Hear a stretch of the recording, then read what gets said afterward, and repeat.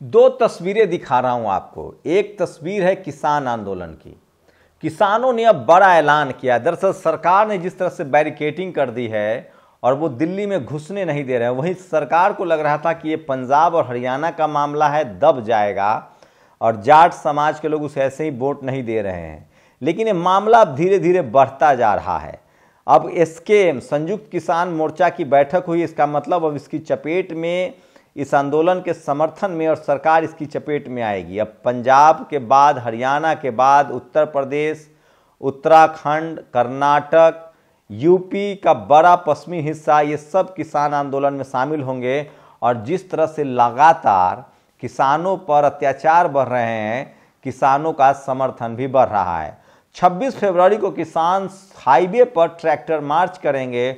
14 को दिल्ली में बड़ी पंचायत करेंगे। वहीं ईवीएम की ये दूसरी तस्वीरें देख रहे हैं। लगातार बामन मेश्राम, भानु प्रताप, महमूद पराचा और डॉक्टर उदित राज ईवीएम को लेकर धरना प्रदर्शन कर रहे हैं और ये सबसे बड़ी खबर बनती जा रही है। आज देश की राजधानी दिल्ली में बड़ा प्रदर्शन हुआ, मैसिव प्रदर्शन हुआ और उसके बाद उनके नेताओं को गिरफ्तार किया गया। नमस्कार, मैं शंभू कुमार सिंह और आप देख रहे हैं नेशनल दस्तक।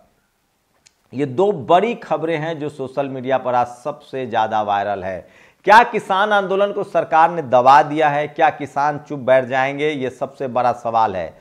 सरकार के सिर पर चुनाव है। दरअसल पिछले 1 साल किसानों ने आंदोलन किया था। सरकार ने कुछ बातें मानी थी, प्रॉमिसेस किए थे, उसको पूरा नहीं किया। उसके बाद किसान सड़कों पर निकले, एमएसपी मांग रहे हैं और उस टीवी अखबार के इग्नोरेंस के बाद, खबर न चलाए जाने के बाद भी किसान आंदोलन की खबरें सोशल मीडिया पर वायरल हो रही है। सोशल मीडिया पर उसको लिखा जा रहा है, बोला जा रहा है।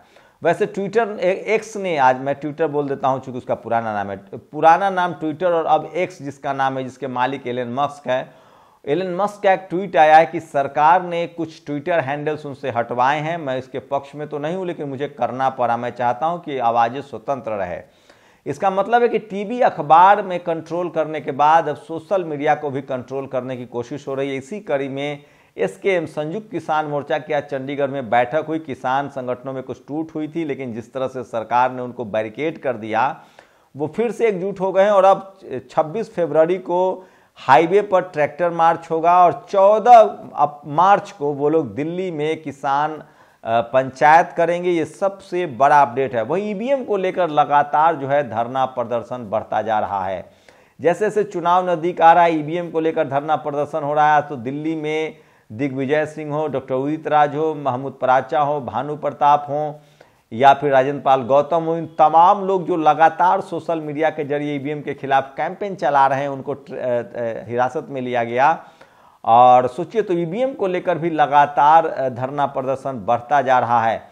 वहीं सुप्रीम कोर्ट के 2 फैसले, एक तो चंडीगढ़ मेयर चुनाव को लेकर और दूसरी खबर जिस तरह से इलेक्ट्रल बॉन्ड को लेकर आया है, उसको भी बीजेपी को सख्ते में डाल दिया है। वहीं शरद पवार ने एक बड़ा बयान दिया। उन्होंने कहा है कि मोदी है तो अब नामुमकिन है, 50% सीटें भी अब बीजेपी नहीं जीत पाएगी।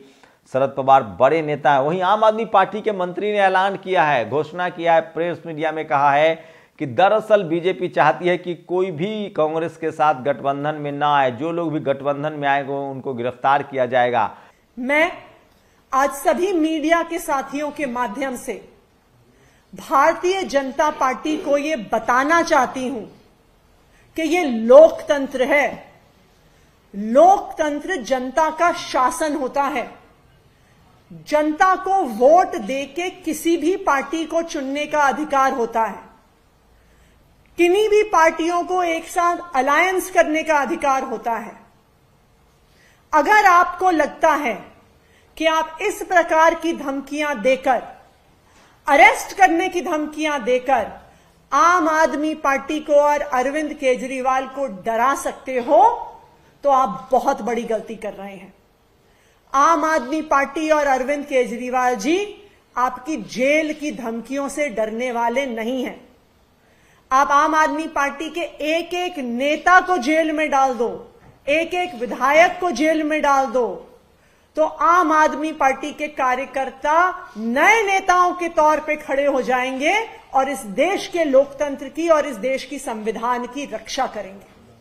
तो आप चाहे जितनी धमकियां दे लीजिए, चाहे आप जेल में डाल दीजिए, चाहे आप फांसी पे टांग दीजिए, आम आदमी पार्टी और अरविंद केजरीवाल आपकी धमकियों से डरने वाले नहीं है।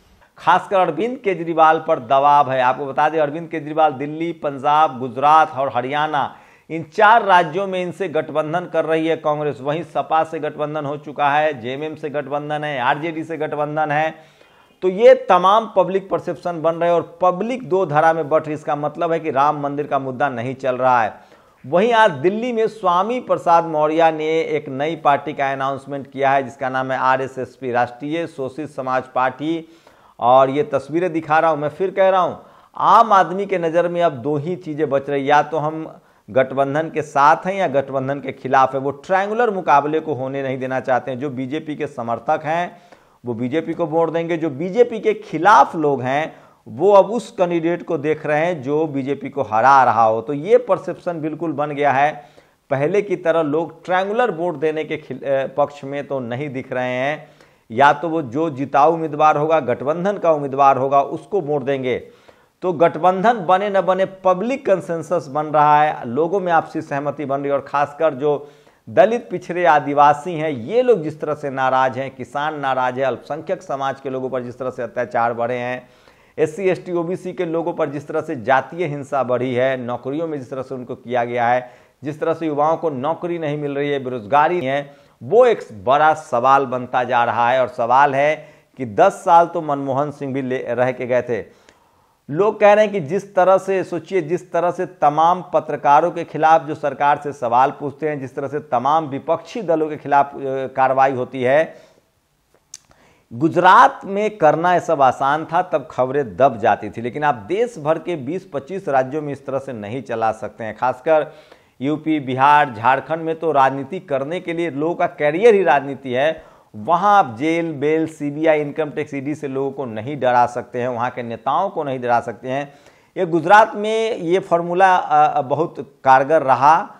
देश में भी उसको लागू करने की कोशिश हुई, लेकिन लालू यादव बिल्कुल नहीं झुके, तेजस्वी यादव नहीं झुके, हेमंत सोरेन ने जेल जाना पसंद किया, अखिलेश यादव लगातार मोर्चे पर डटे हुए हैं और गठबंधन के साथ है। तो एक पब्लिक परसेप्शन तो बन गया कि जो लोग गठबंधन नहीं कर रहे हैं वो कहीं ना कहीं बीजेपी से डरे हुए हैं और एक परसेप्शन के शिकार तो हैं ही पब्लिक। वहीं जिसके यहाँ इनकम टैक्स, ED का छापा पड़ रहा है, लोग उसको ज़्यादा ईमानदार मान रहे हैं। कांग्रेस के ज़माने में लोग जाति देखकर कांग्रेस वाले बदनाम करते थे और उस समय टीवी अखबार उस नेता को बदनाम करता था। दलित, पिछड़ा, आदिवासियों पर ज़्यादा कार्रवाई होती थी, टीवी अखबार उनको बदनाम करता था, क्योंकि उसके 2 मकसद थे। एक तो कांग्रेस उनको डराती थी, बदनाम करती थी ताकि उनकी राजनीति खराब हो, और जो मनुवादी, जातिवादी मीडिया है वो बहुजनों से नफरत करते, इसलिए उस खबर को चलाते थे।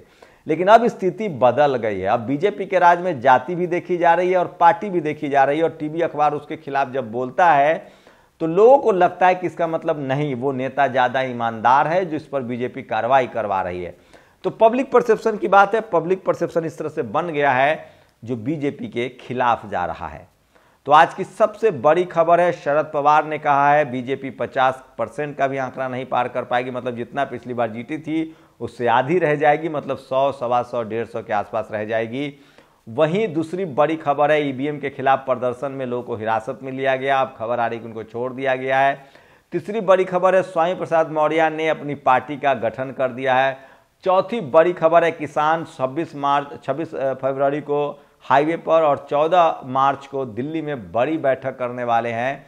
तो ये तमाम बड़ी खबरें हैं जो सोशल मीडिया पर वायरल है। अरविंद केजरीवाल की पार्टी ने कहा है कि बीजेपी हमको जेल में डाल देगी क्योंकि हम गठबंधन कर रहे हैं। तो बीजेपी चाहती है कि कांग्रेस के साथ तमाम रीजनल फोर्सेस का गठबंधन न हो। तो ये तमाम बड़ी खबरें जो सोशल मीडिया पर वायरल है। वहीं एक्स ने, सोशल मीडिया के सबसे बड़े प्लेटफॉर्म एक्स ने कहा है कि सरकार ने, भारत सरकार ने, मोदी जी की सरकार ने उनसे कुछ ट्विटर हैंडल्स हटवाए हैं, डिलीट करवाए हैं या फिर सस्पेंड करवाए हैं।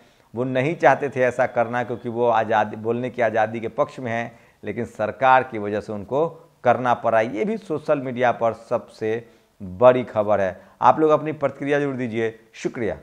नेशनल दस्तक की आपसे गुजारिश है कि अगर इसको बचाना चाहते हैं तो नेशनल दस्तक को सब्सक्राइब करने के लिए रेड कलर के सब्सक्राइब बटन को दबाएं, फिर बेल आइकन की घंटी दबाएं। नेशनल दस्तक को बचाने के लिए बहुत जरूरी है कि हर खबर को शेयर करें, लाइक करें, कमेंट जरूर करें।